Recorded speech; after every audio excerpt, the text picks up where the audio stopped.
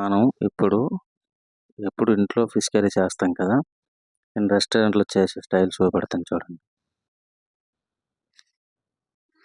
సుమారు ఒక 50 మందికి సరిపడే ఐటెమ్. టమాటా కేజీ, ఉల్లిపాయలు 2 కేజీలు,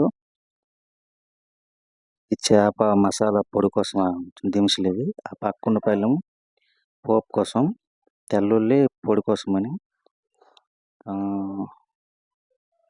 మసాలా పొడి కోసం వేపి ఉంచుకొని చల్లారైన తర్వాత మెత్తగా మిక్సీ ఆడిన తర్వాత తెల్లుల్లి వేసి మిక్సీ కొట్టాలి. ఇప్పుడు ఆయిల్ ఎక్కించి ఇందులో ఉంచుకున్న పోపు వేస్తాం. పోపు వేసి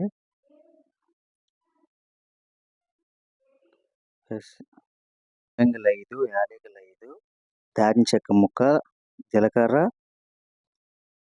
ఆవాలు, పచ్చిమిర్చి, కరివేపాకు, ఉల్లి ఒక అర కేజీ ఉల్లి నైసు వేసి బాగా వేగిన తర్వాత తెల్లుల్లి, నెక్స్ట్ టమాటా, ఉల్లిపాయ టమాటా మిక్సీ కొట్టించాం కదా, మిక్సీ కొట్టి అది వేసేటప్పుడు వీడియో తీయడం కావలేదు. చూపెట్టడం అలాగే కావాలి. ఉప్పు, పసుపు, అల్లం పేస్ట్, యాడ్ చేసి కారం వేసినప్పుడు కూడా వీడియో తీయడం కావాలి. అయ్యాక పసుపు, కారం, ఉప్పు వేసి బాగా డ్రై చేస్తే ఈ రంగు వస్తుంది. ఇందులో కొంచెం ఇంగువ పొడి వేస్తే డ్రై చేసి చింతపండు పులుపు తీసి ఈ పసుపు చింతపండు కలిపి ఉన్నది దానికి సరిపడా వేసుకోవాలి. సుమారు ఒక 1/2 కేజీ చింతపండు ఉండాలి, 1/2 కేజీ దాటి ఉండాలి.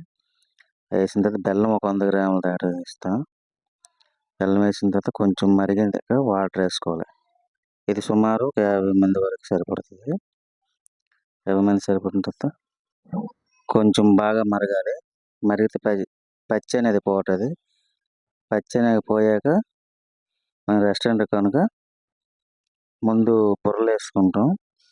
బుర్రలు బాయిల్ అయ్యాక అవి తీసాక మళ్ళీ ఇప్పుడు ఉంది కదా, ముందు నా దినుసులు తీసి చూపించాను కదా, అది పొడి చేసి ఉంచుకున్నాను.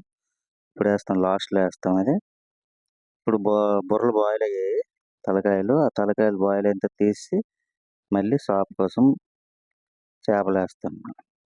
ఈ చేపలు వేసి ఎక్కువసేపు అవసరం లేదు, ఒక 10 నిమిషాలు బాయిల్ అయిన తర్వాత ఆపేయడం. ఆపేసి సర్వ్ చేసుకోవచ్చు. లాస్ట్ని కొత్తిమీర. ఒకేసారి 50 మంది సరిపడే చేప వేస్తే ఈడిపోతుంది కనుక కొత్తిమీర వేసి